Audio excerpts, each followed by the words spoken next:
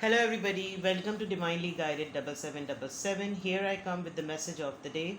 Let's see कि आज का मैसेज किसके लिए है, किस एनर्जी में है, किस तरह का है.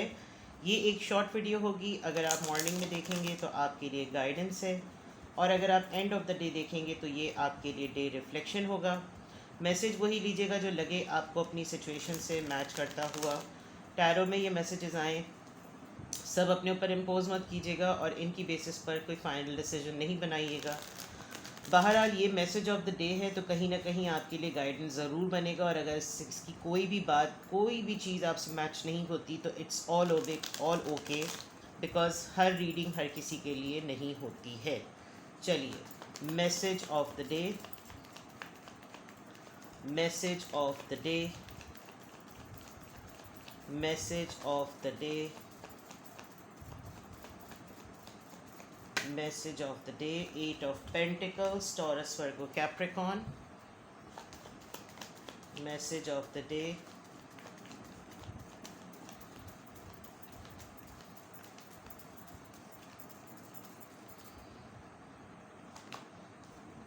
Four of Pentacles, Taurus, Virgo, Capricorn.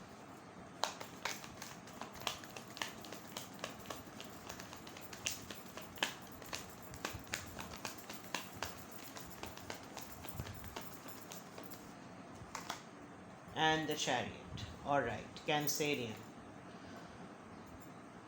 और बॉटम ऑफ द डेक में है जनाब 3 of Swords. ओवरऑल एनर्जी आपकी हार्ट ब्रेक की है, लिब्रा, जेमिनी, एक्वेरियस. और ये हार्ट ब्रेक, ऑलराइट.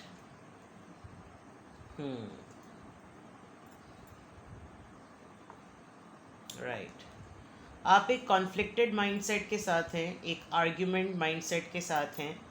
और ये आर्ग्यूमेंट जो है, आप वेट कर रहे थे बहुत दिनों से कि ये आर्ग्यूमेंट जो है वो जगह ले.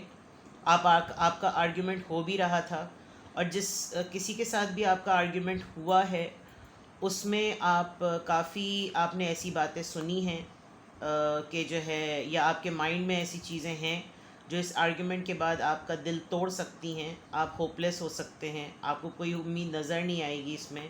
बिकॉज़ ये शायद उस जगह से है जहाँ आप बहुत ज़्यादा किसी पर्सन से मोहब्बत करते हैं, या ये पर्सन ने बहुत बड़े बड़े बड़े बड़े दावे कर रखे हैं कि इसको आपसे बहुत ज़्यादा मोहब्बत है, लेकिन इन दी एंड कंक्लूडिंगली ये जो है पर्सन आपको काफ़ी हार्ट ब्रेक दे चुका है. आप काफ़ी दिल आपका टूटा हुआ है, और थर्ड पार्टी सिचुएशन भी हो सकती है. लेकिन काफ़ी आप हर्ट हैं और रो रहे हैं, काफ़ी ज़्यादा डिप्रेस हैं. डिप्रेशन से ज़्यादा मैं ये कहूँगी कि इट्स नॉट अनएक्सपेक्टेड. आपका दिल जो है वो जो टूटा हुआ है वो अनएक्सपेक्टेड हर्ट नहीं है. आपको खुद पता है कि आप किस चीज़ से बार बार हर्ट होते हैं, और ये एक रेगुलर रूटीन और पैटर्न बन सा गया है. लेकिन ओवरऑल एनर्जी अगर मैं देखूं तो yes, with the 3 of swords you are not in a happy mood.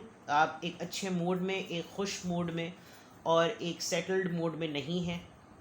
आप दिल के तौर पर बहुत ज़्यादा हर्ट हैं, बहुत बहुत बहुत ज़्यादा. ठीक है, ये आपकी ओवरऑल एनर्जी है. Now coming back to the regular messages. काफ़ी ज़्यादा काम करेंगे आज, काम में मसरूफ़ रहेंगे, और फिक्सिंग करना चाहते हैं आप कुछ चीज़ों की. अपनी ही फिक्सिंग करना चाहते हैं, अपने ही मैटर्स को सही करना चाहते हैं, अपनी लाइफ को सेटल करना चाहते हैं. बिकॉज़ इसके फ़ौरन बाद जो है वो 4 ऑफ पेंटिकल्स है.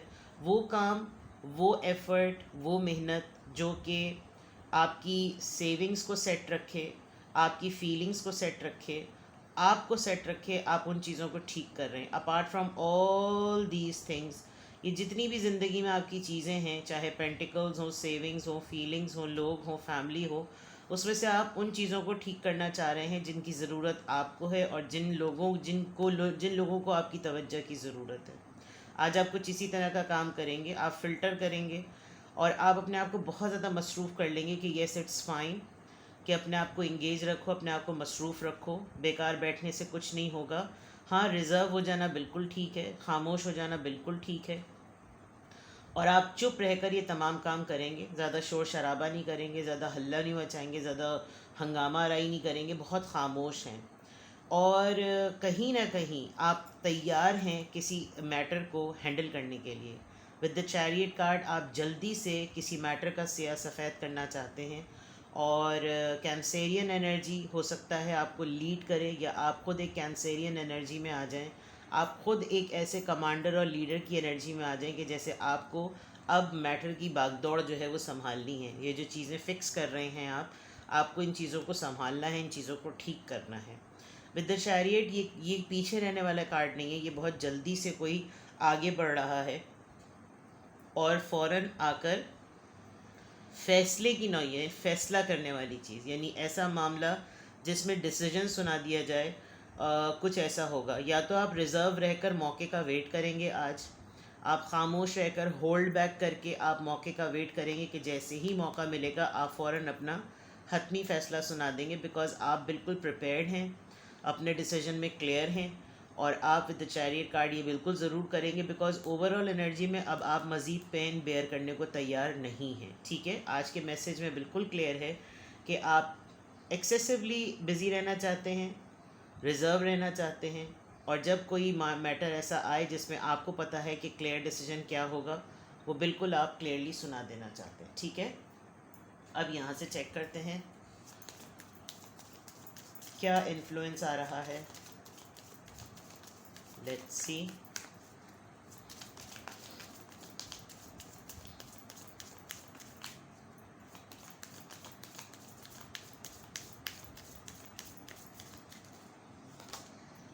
Wednesday 4. Make up a balance, be entirely realistic. Alright. हो सकता है ये जो फोर्थ, आज फर्स्ट है ना, फर्स्ट ट्यूसडे को सेकंड, थर्ड, फोर्थ तो इस दफ़ा थर्सडे को पड़ेगी, लेकिन मे बी 4 दिन के बाद, लेकिन वेंसडे होगा, 4 दिन के बाद तो थर्सडे होगा।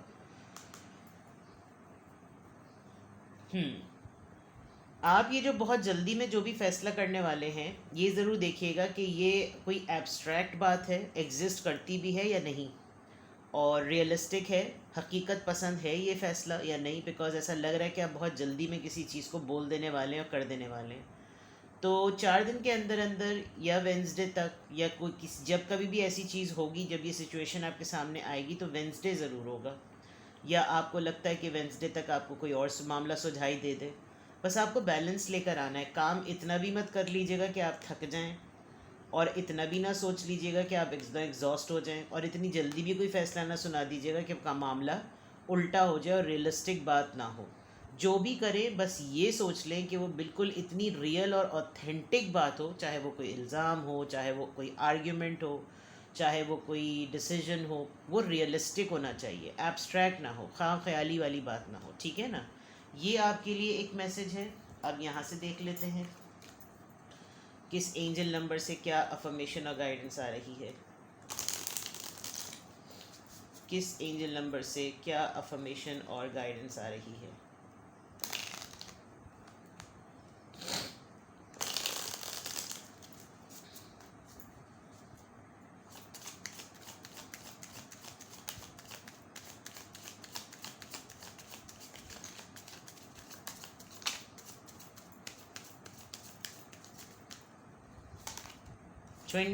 दो आ रहा, नहीं 3 आ रहा है।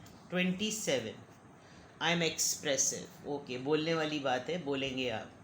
Your mind is wide open and you are tolerant and compassionate towards all way of life. You value freedom of expression and want to improve the conditions of people, whether in your community, country, or the world at large. I'm expressive. All right. यानी कि आप ख़ुद तो कोई ना कोई फ़ैसला सुनाने ही वाले हैं विद द चैरियट, लेकिन आप कहीं ना कहीं किसी के लिए स्पेस क्रिएट करेंगे कि वो भी अपना ओपिनियन, अपनी बात सामने रखे।